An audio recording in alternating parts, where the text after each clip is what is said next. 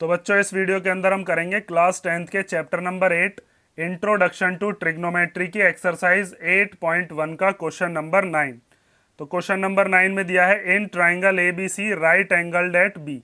एक ट्राइंगल बनाना है ए बी सी जिसमें 90 डिग्री लेना है बी वाले पॉइंट पर। तो इस ट्राइंगल के अंदर हमने क्या काम किया, यहाँ पर मान लिया राइट एंगल जो कि किस नाम से दे रखा था, बी नाम से। उसके बाद बताया tan a इक्वल टू है 1/√3।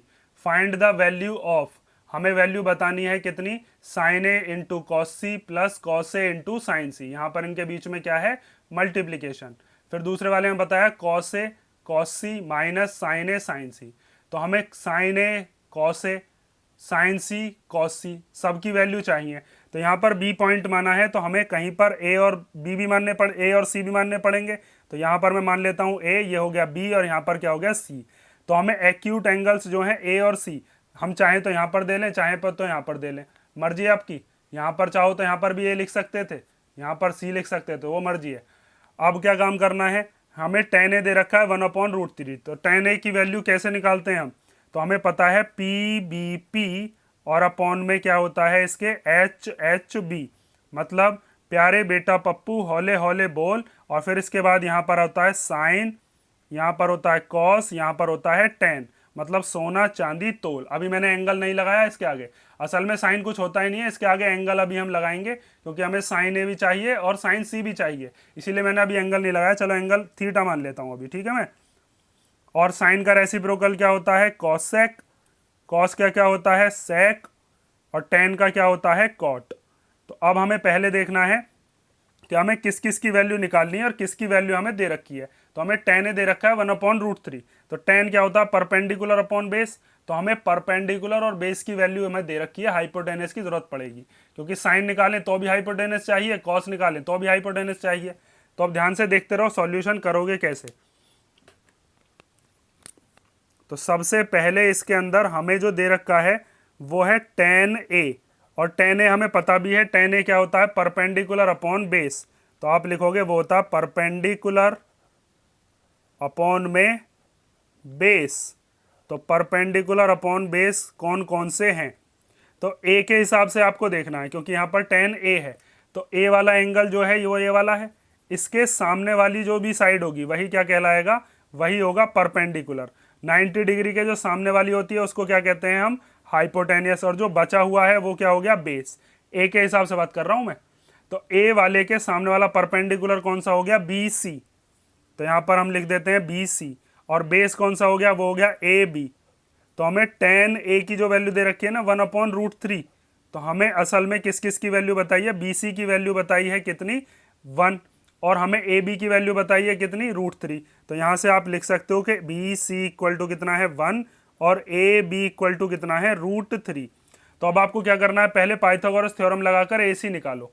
तो in triangle A B C hypotenuse का स्क्वायर आता है एक तरफ, हाइपोटेनस कौन सी है, ए सी, इसका स्क्वायर। क्या लगा रहे हैं हम यहाँ पर, हम लगा रहे हैं पाइथागोरस थ्योरम, ठीक है। तो ए सी का स्क्वायर इक्वल टू क्या होगा, बाकी के जो दोनों लेग्स बचे इसके कौन कौन सा, एक हो गया बी सी का स्क्वायर और एक हो गया ए बी का स्क्वायर। तो ए सी की वैल्यू तो आपको पता नहीं है, बी सी की वैल्यू है 1, तो 1 का स्क्वायर। ए बी की वैल्यू कितनी है, √3, तो √3 का स्क्वायर। तो ए सी स्क्वायर इक्वल टू 1 का स्क्वायर हो गया 1, और √3 का स्क्वायर करेंगे तो कितना हो जाएगा 3। मतलब रूट से स्क्वायर खत्म हो जाता है ना, या फिर ऐसे समझ लो √3 का स्क्वायर करेंगे तो √9 आएगा, 9 3 का ही होता है। तो यहाँ पर 3 और 1 कितने हो गए, 4। इधर से स्क्वायर हटाएंगे तो इधर आ गया रूट। तो ए सी की वैल्यू आ गई कितनी, 2, क्योंकि √4 को हम क्या लिख सकते हैं, 2। इसके अंदर पेयर बन जाते हैं ना 2 × 2 के। तो हमारे पास ए सी भी आ गया, बी सी भी आ गया, और ए बी भी हमें दे रखा था। ये दोनों तो पहले से ही थे, तीसरी हमने निकाल ली। अब अभी हम परपेंडिकुलर और हाइपोटेनस अलग अलग एंगल के हिसाब से बात करेंगे। देखो हमें साइन ए भी चाहिए, कॉस सी भी चाहिए, कॉस ए भी चाहिए, साइन सी भी चाहिए। तो हम पहले ए वाले एंगल्स के हिसाब से निकाल लेते हैं दोनों साइन और दोनों कॉस, फिर बी के हिसाब से सी के हिसाब से निकाल लेते हैं। उसके बाद हम देखते हैं कि इनकी वैल्यूज क्या क्या आएंगी। तो ध्यान से देखते रहो। तो पहले ए वाले एंगल के हिसाब से देख रहे हैं तो 90 डिग्री के सामने वाली तो फिक्स है, इसको तो मैं हटाता ही नहीं हूं, ये तो हाइपोटेनस अपने फिक्स हो गई। अब ए एंगल के जो सामने वाली साइड है वो हो गई परपेंडिकुलर, और नीचे वाला जो है वो क्या हो गया, वो हो गया बेस। मतलब जो बचा हुआ है वो क्या हो गया, बेस। तो अब पहले आप ए के हिसाब से देखो, चारों की जरूरत पड़ेगी हमको। तो पहले हम निकाल लेते हैं क्या, साइन ए। ठीक है, तो साइन क्या होता है, परपेंडिकुलर अपॉन हाइपोटेनियस। तो ए के हिसाब से अपना परपेंडिकुलर कौन सा है, वो है बी सी, और हाइपोटेनियस कौन सी है, 90 डिग्री के सामने वाली ए सी। तो बी सी की वैल्यू कितनी है, बी सी की वैल्यू है 1, और ए सी की वैल्यू कितनी है, ए सी अभी हमने निकाली है, वो है 2। साइन ए निकल गया। उसके बाद क्या हमें कॉस ए की भी जरूरत है, तो कॉस ए भी निकाल लेते हैं। तो कॉस ए इक्वल टू कितना होगा, कॉस क्या होता है, बेस अपॉन हाइपोटेनियस। तो बेस अपॉन हाइपोटेनियस, ए के हिसाब से बेस कौन सा है, वो है ए बी, और हाइपोटेनियस कौन सी है, हाइपोटेनियस तो फिक्स है, वो है ए सी। तो ए बी की जगह पर कितना रख देंगे, √3, और ए सी की जगह पर कितना रख देंगे, 2। हमारा साइन ए आ गया, कॉस ए आ गया। यहाँ पर हमें साइन ए की भी जरूरत है, कॉस ए की भी जरूरत है। अब हम साइन सी और कॉस सी और निकालते हैं। तो अब देखो साइन सी क्या होगा और कॉस सी क्या होगा। तो आपको अब सी वाले एंगल के हिसाब से देखना है। तो इसको आप मिटा दोगे, परपेंडिकुलर और बेस इस बार क्या होने वाले हैं, चेंज होने वाले हैं। हाइपोटेनस तो फिक्स है। तो अब आपको देखना है सी वाले एंगल के हिसाब से। सी वाला एंगल ये है, तो इस वाले एंगल के सामने वाली जो भी साइड है वो क्या कहलाएगी इस बार, परपेंडिकुलर, और जो बची हुई साइड है वो क्या हो गई, बेस, क्योंकि हाइपोटेनस तो फिक्स है। तो अब सी के हिसाब से आपको देखना है, ध्यान से देखते रहो। तो साइन क्या होता है, perpendicular upon hypotenuse, perpendicular upon hypotenuse. लेकिन अब परपेंडिकुलर है कौन सा, अब है ए बी, और हाइपोटेनस वो तो फिक्स है ए सी। तो ए बी की वैल्यू कितनी है, ए बी है √3, और ए सी कितना है, ए सी है 2। तो हमने √3/2 इसकी वैल्यू निकाल ली। कॉस सी क्या होता है, कॉस होता है बेस अपॉन हाइपोटेनियस, तो बी अपॉन एच लिख लिया। अब बेस कौन सा है, सी के हिसाब से बेस है बी सी, और हाइपोटेनस कौन सी है, हाइपोटेनस है ए सी। तो बी सी की वैल्यू को रख दो, कितनी है, बी सी दे रखा है अपना 1, और ए सी कितना आया है अपना 2। हमारे पास चारों की वैल्यूज आ गई। अब हम इसके अंदर पुट करते हैं और वैल्यूज को निकालते हैं। ठीक है, ये जो चीज़ मैंने आपको बताई है ये रफ की है, इसको आप रफ में करके देखोगे। ये जो रेशियोज को हम बना लेते हैं। अब देखो इसका फर्स्ट वाला पार्ट देखो पहले। तो फर्स्ट वाले पार्ट के अंदर पहले हमें लेना है साइन ए इंटू कॉस सी। तो साइन ए कितना है, साइन ए है 1/2।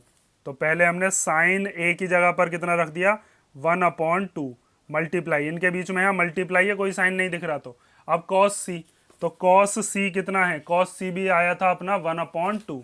तो यहाँ पर आप कॉस सी की जगह भी कितना रख दोगे, 1/2 प्लस, फिर है कॉस ए।